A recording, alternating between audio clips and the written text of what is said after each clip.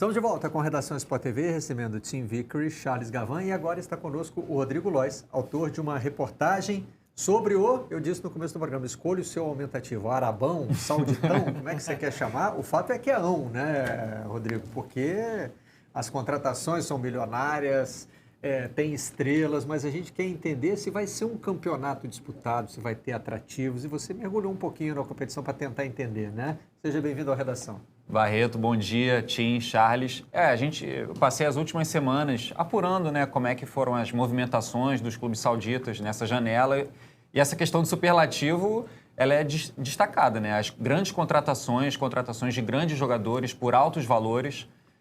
Foi realmente uma janela, ainda está sendo uma janela muito expressiva para a Arábia Saudita. Essa daí é a reportagem em que a gente vai detalhando, né, quais foram essas movimentações, como é que os principais clubes se reforçaram.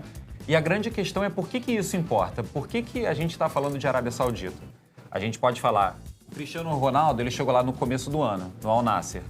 O Al Nassr também contratou o Sadio Mané, que era ainda é um dos principais jogadores do mundo, né, na posição de atacante. O Al Ittihad contratou o Benzema, que também foi outra contratação muito expressiva. Ele deixou o Real Madrid, que a gente pode argumentar aqui que é o maior clube do mundo, um dos maiores clubes do mundo. O Alex Telles também foi para o Al Ittihad. O Alex Telles foi para o Al Nassr, e aí você tem no Al Ittihad o Fabinho, também foi, o Kanté. O Al Hilal, que é o maior campeão nacional com 18 títulos, contratou o Malcom por 60 milhões de euros, é uma contratação bem expressiva. Não é o top 10 dessa janela, mas é a 11ª, então é uma contratação bem expressiva para essa janela. O Al Hilal também contratou Milinkovic Savic, que é um jogador de destaque no futebol internacional, o Rubem Neves. O Al Ahly contratou o Roberto Firmino, outra grande contratação, o goleiro Mendy, que era do Chelsea, que foi eleito em 2021 o melhor goleiro do mundo. O Mahrez, do Manchester City, que era uma das principais peças do time. Então a gente está falando assim de várias contratações de jogadores que também se deu para técnicos. O Luiz Castro, que estava liderando aqui o Campeonato Brasileiro com o Botafogo, foi para o Al Nassr. O Al Hilal contratou o Jorge Jesus, que era alvo de vários clubes daqui do Brasil, sempre depois do sucesso que ele teve no Flamengo. Foi citado na sucessão do Tite na seleção brasileira. Exatamente. Talvez não fosse o favorito, mas estava ali, era um dos nomes mencionados. O Gerrard, que ele é mais famoso pela carreira dele como jogador, mas também virou técnico, foi contratado. Teve oferta para o Mourinho e para o Simeone, então a gente está falando de várias movimentações de contratações, isso sem falar em luvas e nos salários astronômicos que foram oferecidos. E também contratações para dirigentes, né? Porque a gente está falando aqui de uma movimentação que é para todo o futebol saudita. A gente pode entrar aqui mais nos detalhes sobre o investimento, né, desses clubes. Dos 20 clubes que mais investiram nessa janela, 4 são da Arábia Saudita, justamente esses 4 que eu mencionei. O Al Nassr... Fala os nomes que eu vou fazer. O Al Nassr, o Al Ittihad, o Al Hilal e o Al Ahly. São esses 4. Todos bancados pelo governo saudita. Esses são Exatamente. Os 4 que o governo escolheu para injetar dinheiro, né? É aí que a gente entra. O Fundo Soberano da Arábia Saudita, ele comprou a propriedade, 75% da propriedade desses 4 clubes. E aí injetou muito dinheiro nesses clubes, o que permitiu essas movimentações na janela. É tanto dinheiro, Barreto, que a Liga da Arábia Saudita, que no verão passado estava ali na 19ª, 20ª posição das ligas que mais gastaram, com um investimento só nesses 4 clubes, pulou para hoje para a 4ª posição entre as ligas que mais gastaram na atual janela. Então é um salto muito grande. A gente está falando no ano passado, de 37 milhões de euros, para essa janela agora, são quase 500 milhões de euros investidos pelos clubes. É muito dinheiro que entrou nessa janela. É uma diferença muito grande. Agora, como é que fica a relação desses 4 clubes com os outros? São quantos clubes no total, no campeonato? O campeonato tem 18 clubes, é o esquema de turno e retorno, 34 rodadas. E esses outros 14, então? Eles são...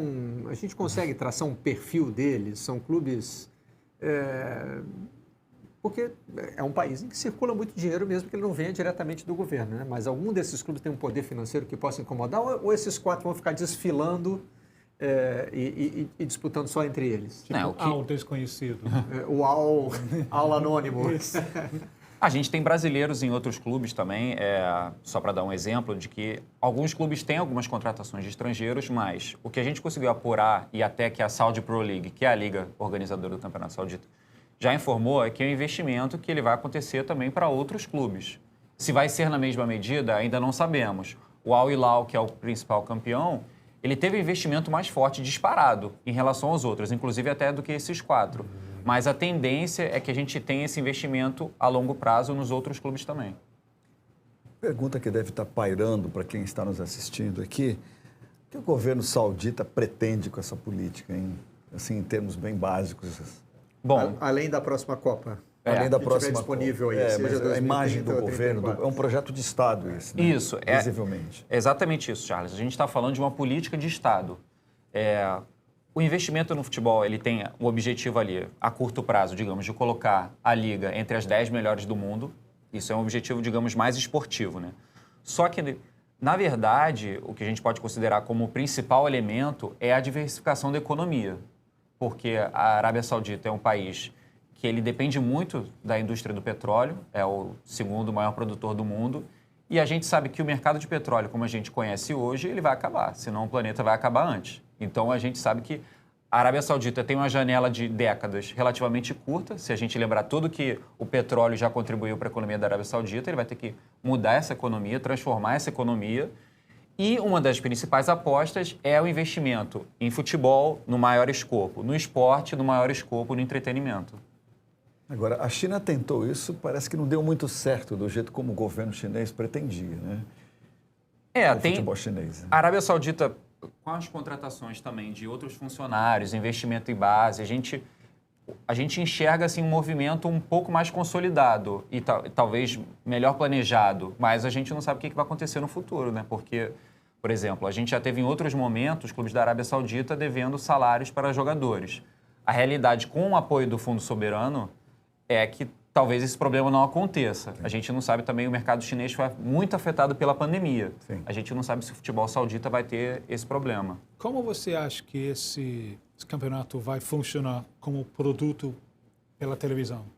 Eu faço a pergunta porque, falando com executivos da televisão no Brasil, eles falam sobre a Premier League, que não é somente o que acontece no campo, né? O ambiente dentro do estádio, torcedor perto do campo, mostrando que isso é uma coisa emocionante e importante. As imagens que a gente estava vendo, às vezes tem torcedor por trás de grade, às vezes o torcedor está longe do campo. Como você imagina isso funcionando para a televisão? Eu acho que esse é um segundo passo para a Liga Saudita, porque a gente vê outras ligas já trabalhando muito melhor essa questão da atmosfera do jogo. A La Liga, que é da Espanha, fez um investimento nisso, tentando, inclusive, padronizar um pouco o ambiente do entorno do campo, independentemente do estádio que é, tentando padronizar isso e trazendo a torcida mais para perto. A Inglaterra fez isso, conseguindo já lá atrás, né? Há 30 anos a Premier League conseguiu fazer essa mudança, mas é um aspecto que ele vai precisar ser observado pela Liga Saudita, porque até 2018 as mulheres não podiam frequentar estádios de futebol. Essa é uma mudança que ela vai precisar ser feita em algum momento. Ela foi feita, mas assim, precisa ser um passo maior para tornar isso atrativo para quem assiste o Campeonato Saudita. E também, a Arábia Saudita é um país reconhecidamente conservador. Então, o futebol foi durante um bom tempo a única válvula de escape ou assim, a possibilidade de lazer. E o futebol é muito popular na Arábia Saudita. Agora, como é que você vai vender isso para o exterior? Como é que você vai potencializar isso? Acho que ainda é um desafio. A revista The Economist tem uma reportagem essa semana sobre o investimento saudita nos esportes. Usa aqui a expressão kick-up, que é uma expressão boleira, né? Dando o pontapé inicial aí, né? Numa tempestade esportiva de 10 bilhões de dólares. Também na manchete tem aquela coisa lá, super entendido de tempestade de areia. Por causa da tempestade de areia. Sporting Storm seria Sandstorm, né? Tempestade de areia, né? E aqui traz detalhes sobre, a reportagem promete trazer detalhes, né, sobre esse projeto que envolve um domínio da Premier League, do PGA Tour de golfe e mais, né? Tem conversas aí sobre o tênis, quer dizer... Teve investimento, desculpa interromper, mas teve investimento nos jogos eletrônicos também. Já teve isso. Ou seja, não é um projeto que está focado no futebol e nem só na Arábia Saudita, né? Você vê que aqui começa, até porque a Economist é uma revista baseada na Inglaterra, começa pela Premier League, né? Que é talvez o que mais chame a atenção. E o Fundo Soberano da Arábia Saudita, que fez esse investimento nos 4 principais clubes, ele tem investimento em vários outros setores, são 13 setores, se eu não me engano, da economia, investimentos no país e fora. Ela tem investimento em empresas de aplicativo, né, de mobilidade, tem empresas de jogos eletrônicos, como mencionei. É assim, o Fundo Soberano da Arábia Saudita ele é o 7º maior do mundo e ele tem um perfil mais de desenvolvimento da economia. A Noruega, por exemplo, que tem o maior fundo soberano, recentemente ela deu subsídio quando teve crise energética na Europa por causa da guerra da Ucrânia com a Rússia. Ela fez esse subsídio. Então tem um outro perfil e o Fundo Soberano da Arábia Saudita tem mais perfil de desenvolvimento da economia. E são vários projetos. Tem um projeto que, para mim, particularmente chama muita atenção, que é o desenvolvimento da região NEOM. A Arábia Saudita está construindo toda uma região no país. É um investimento na casa dos trilhões. Então, é uma coisa muito significativa.